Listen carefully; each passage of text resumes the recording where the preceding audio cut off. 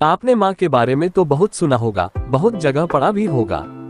माँ के लिए अच्छी अच्छी हिंदी कहानियां लिखी गई है, लेकिन पिता के बारे में बहुत कम ही लिखा गया है। तो दोस्तों, ये हार्ट टचिंग स्टोरी उन फादर्स को समर्पित है जो अपने परिवार के लिए जी जान से काम करते हैं, खुद की इच्छाओं को मारकर अपने बच्चों के सपनों को पूरा करते हैं। ये स्टोरी शुरू होती है जब मैं घर से गुस्से में बड़बड़ाते हुए निकल आया था और बस स्टैंड की तरफ आगे बढ़ने लगा। मैं मन ही मन बड़बड़ा रहा था, पता नहीं कितने पैसे छुपा के रखे हैं, लेकिन मेरे लिए एक बाइक नहीं ले सकते। अब मैं यहाँ से चला जाऊंगा और तब तक वापस नहीं आऊंगा जब तक मैं खुद के पैसों से बाइक नहीं खरीद लेता। इतना सोच ही रहा था, तभी मेरे पैर में मुझे कुछ चुभने का एहसास हुआ। नीचे देखा तो समझ आया कि जल्दबाजी में पापा के जूते पहन आया हूँ। उन जूतों में कील उभरी हुई थी जो मेरे पैर में बार बार घाव किए जा रही थी, लेकिन उस समय गुस्सा अधिक था तो मैं बड़बड़ाते हुए आगे बढ़ गया। एकाएक मुझे याद आया कि मैं पापा का पर्स भी साथ ले आया हूँ। मेरे खुराफाती दिमाग में एक ख्याल आया, क्यों ना आज पापा का पर्स चेक किया जाए, जिसे आज तक उन्होंने किसी को हाथ तक नहीं लगाने दिया था। पता नहीं कौन सा खजाना छुपा है इस पर्स में जो किसी को हाथ नहीं लगाने देते थे। जब मैंने पापा का वो पुराना पर्स खोलकर देखा तो उसमें पैसे तो नहीं मिले, लेकिन पैसों की जगह पर एक डायरी रखी हुई थी। तब मैंने सोचा, ओह, तो यहाँ खजाना छुपा रखा है।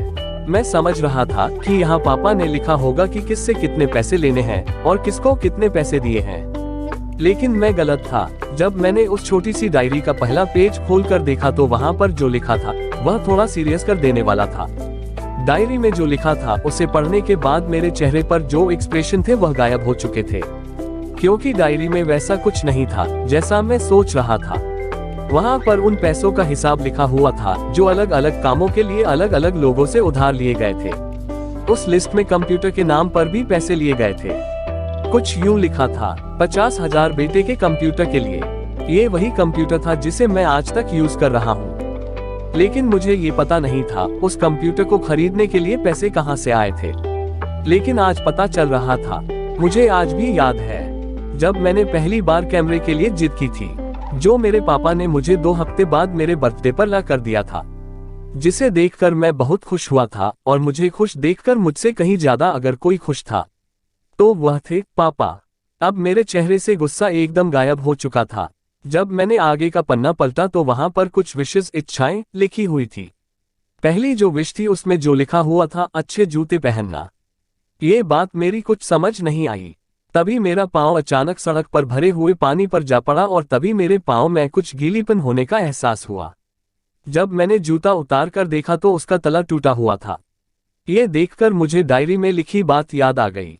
तभी मुझे माँ पापा की कही बातें भी याद आ रही थी कि कैसे माँ जब कहा करती थी पापा से, अब तो जूते पुराने हो गए, नए ले लीजिए, तो पापा अक्सर यह कहकर टाल दिया करते थे, जूते अभी और चलेंगे, अभी कुछ दिन पहले तो लिए थे। मुझे आज समझ आ रहा था कि कितने दिन और चलेंगे।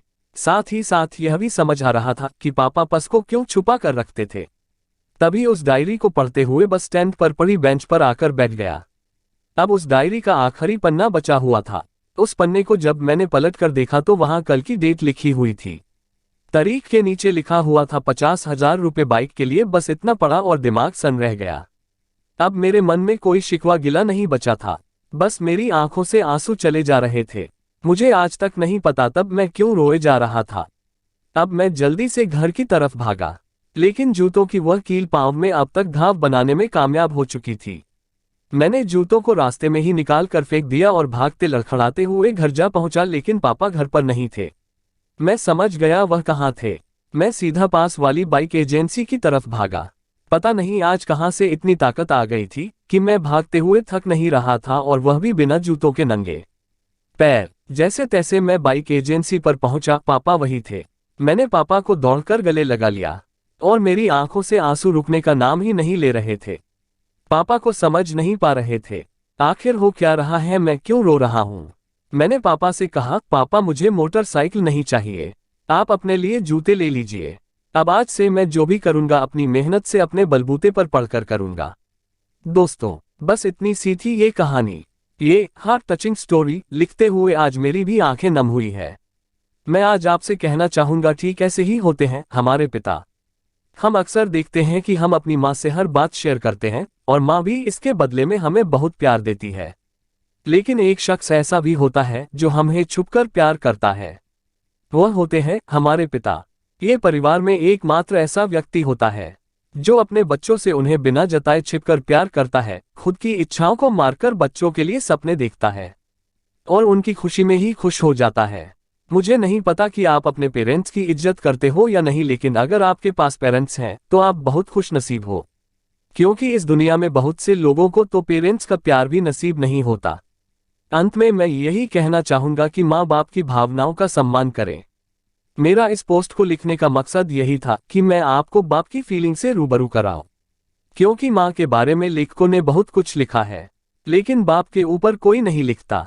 इस कहानी को लिखने के लिए हमारे मिस्टर माइंड को अच्छी खासी मेहनत करनी पड़ी है। अगर आपको जरा भी यह हॉट टचिंग स्टोरी पसंद आई हो तो नीचे कमेंट करें और अपने दोस्तों के साथ सोशल मीडिया पर शेयर करना ना भूलें। यदि आप हमसे बात करना चाहते हैं तो हमारे मिस्टर माइंड को कमेंट करें, साथ ही साथ मिस्टर माइंड चैनल को सब्सक्राइब कर देना। धन्यवाद।